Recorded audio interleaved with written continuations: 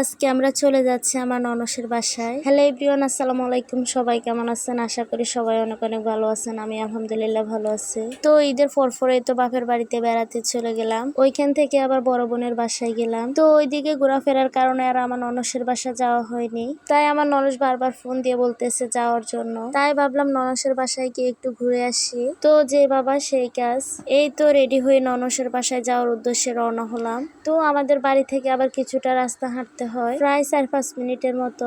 এরপরে আসে main road. এই তো আমরা মেইন রোডের কাছে এসে দাঁড়িয়ে আছি গাড়ির জন্য। কিছুক্ষণ অপেক্ষা করার পরে তো একটা গাড়ি পেয়ে গেলাম। এরপর আমরা গাড়িতে উঠে পড়লাম। গাড়িতে উঠে এরপর আমরা সোজা চলে আসলাম আমাদের মুজাফফরগঞ্জ বাজারে। গাড়ি থেকে নেমে আমরা একটা ফল দোকানে চলে আসলাম কিছু ফল ফলাদি নেওয়ার জন্য। ফল ফলাদি নেওয়ার পরে এরপরে চলে আসলাম কনফেকশনারি দোকানে বাচ্চাদের জন্য কিছু চিপস চকলেটস এগুলো নেওয়ার জন্য, যেহেতু আমার ননসের ছোট বাচ্চা আছে। এরপরে যা কিছু আছে সবকিছু নিয়ে উঠে পড়লাম গাড়িতে। এখান দিয়ে আবার ফাহিম সিনথিয়ার জন্য জুস নিয়েছে। ফাহিমেরটা ফাহিমে খেয়ে ফেলছে আর সিনথিয়ারটা সিনথিয়ার আবু সিনথিয়াকে খাওয়াই দিচ্ছে। তো আমার ননসের বাড়িতে যাওয়ার সময় এই চমৎকার দৃশ্যটা দেখা যায়। দেখে আপনারা অনেকে হয়তো বুঝতে পারছেন এটা কিসের বাগান। এটা হচ্ছে কাশফুল বাগান। যদিও এখন কাশফুল নেই, কিন্তু কাশফুল গাছগুলো দেখে খুবই ভালোই লাগছে। কি চমৎকার লাগছে তাই না? তো এই তো কথা বলতে বলতে চলে আসলাম আমার ননসের বাসায়। এসে আমরা গেটের সামনে দাঁড়িয়ে আছি, গেটে তালা লাগানো আছে। তাই পরে আমার হাজবেন্ড আফুকে ডাক দেওয়াতে আফু এসে দরজা খুলছে।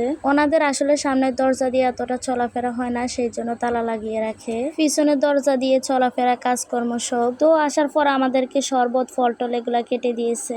এগুলার ভিডিও আর করা হয় নাই। এগুলা খেয়ে আমরা সবাই মিলে আবার এখানে কথাবার্তা বলছি। এখান দিয়ে আফুদের এই কিউট বিড়ালটা আবার অনেক বেশি দুষ্টামি করতেছে। আর ফাহিম সিনথিয়া তো বিড়ালটা পেয়ে এত খুশি হয়েছে যা বলার বাহিরে। এদের দুজনকে তো বিড়ালের কাছ থেকে কিছুতে নেওয়াই যাচ্ছে না। তো কিছুক্ষণ সবাই মিলে একসাথে কথাবার্তা বললাম। বাচ্চারাও বিড়ালটাকে নিয়ে একটু খেলাধুলা করলো। এরপরে দুপুরের খাওয়া দাওয়ার সময় হয়ে গেছে। তাই আফু এখানে খাবার টাবার সব রেডি করে নিয়ে আসলো। তো আফু এখানে অনেক কিছু খাবারের আয়োজন করছে।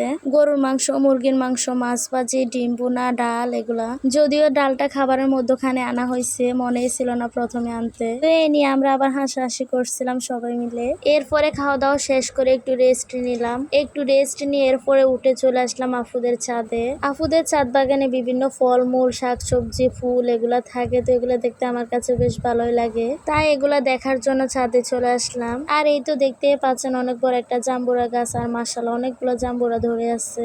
আর এদিক দিয়ে হচ্ছে বিভিন্ন শাকসবজি গাছ। এই তো দেখতে পাচ্ছেন এখানে পাটা শাক লাগিয়ে রাখছে। আর এই যে এখান দিয়ে হচ্ছে চুগাই পাতা গাছ। আর এই যে বড় গাছটা দেখতে পাচ্ছেন ওইটা হচ্ছে মালটা গাছ। আর এখান দিয়ে হচ্ছে বিভিন্ন ফুল গাছ আর মরিচ গাছ। আর এদিক দিয়ে চাঁদের এক পাশে একটা রুম আছে, এখানে আফু কিছু মুরগি ফালে। উপরে আবার কবুতরের ঘর আছে, ওইখানে কবুতরও ফালে। তো বিকেলে একটু আফুর ছাদ বাগানটা পরিদর্শন করে আসলাম। এরপরে সন্ধ্যা আফু আমাদের সবার জন্য নুডলস পাকাইছে। তো সবাই মিলে একসাথে খেলাম। আজকের ভিডিওটা এই পর্যন্তই। সবাই ভালো থাকবেন। আল্লাহ হাফেজ।